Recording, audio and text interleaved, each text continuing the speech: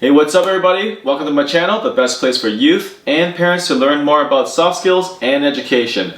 Now, in today's video, I want to talk about how young people can develop resilience using George Kelly's personal construct theory.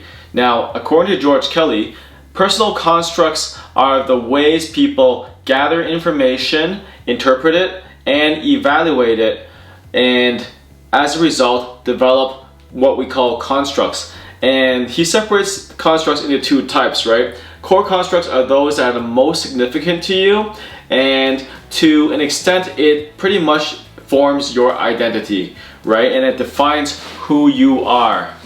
On the other hand, you have peripheral constructs, and peripheral constructs are those constructs about the world, about others, and to a lesser degree about yourself. Now, using this perspective, you can basically see there's the core constructs, which is basically what the world is all about. Now, from this theory's perspective, resilience is all about having the core constructs in place that allows a person to be okay in the face of adversity, right? Because resilience is, by definition, your ability to withstand adversity. And so there's something in this theory called a slot change. So a slot change is when a person has a central dominant construct as part of their identity, and when that identity is challenged and perhaps even invalidated, there's very little wiggle room for anything to replace it. So for example, there would be people who are hardcore ballers. They play basketball, they wear ball as life, and all they do is live and breathe basketball, and everything they do is training for basketball, and their core identity is basketball, right?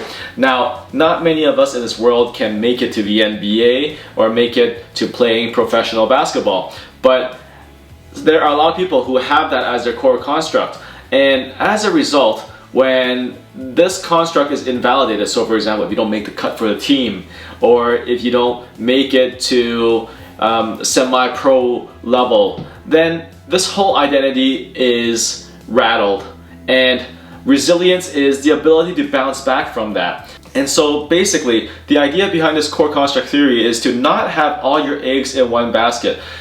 Resilience is about having multiple baskets where you distribute your eggs, right? So in the case of one identity not working out, well, there are other parts about you that is still okay. And so this applies to all different forms of identity, right? So for example, if you are in the military and your core identity is to be in the military, if you get deployed and something happens and you can no longer be part of the military, that totally would rock a person's identity, right? Same thing for pretty much any other identity. So if you're a mother and motherhood is part of your identity, but suddenly your family breaks apart, and that type of experience is totally life-altering as well. So the important part about resilience is to have different core identities from which you can draw upon as well. And this is especially important when the core dominant identity is being invalidated. So in the case for a lot of young people today, a lot of what is being done is being informed by social media, right?